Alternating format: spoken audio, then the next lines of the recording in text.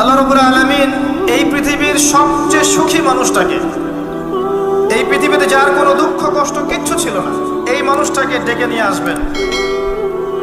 ডেকে নিয়ে এসে জাহান্নামে ঢোকাবেন এক মুহূর্ত সময়ের জন্য, ধরেন 1 সেকেন্ড বা 1 ন্যানো সেকেন্ড। এরপরে বের করে নিয়ে আসবেন, নিয়ে এসে বলবেন পৃথিবীতে কি সুখে ছিলে?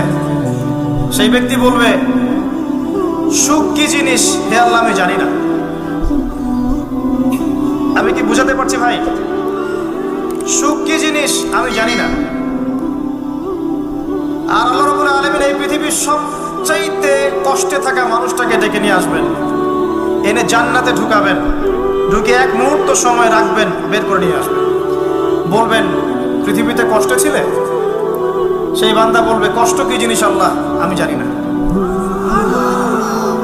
এটাই সেই আয়াতের ব্যাখ্যা বলা যায়। আল্লাহ পাক বলেছেন কুল্লু নাফসিন যায়িকাতুল মাউত, প্রত্যেকটা নফস বা আত্মা মৃত্যুর স্বাদ গ্রহণ করবে। ফাইন্নামা তুওয়াফাউনা উজুরাকুম ইয়াওমাল কিয়ামাহ, কিয়ামতের মাঠে তোমাদের পূর্ণ প্রতিদান দেয়া হবে। ওই দিন ফামান যুহজিহা আনিন নার ওয়া উদখিলাল জান্নাহ ফাকাদ ফাজ, সেদিন যাকে আল্লাহ পাক জাহান্নাম থেকে বাঁচাবেন, জান্নাতে প্রবেশ করাবেন, একমাত্র সে ব্যক্তি সফল আর কেউ সফল।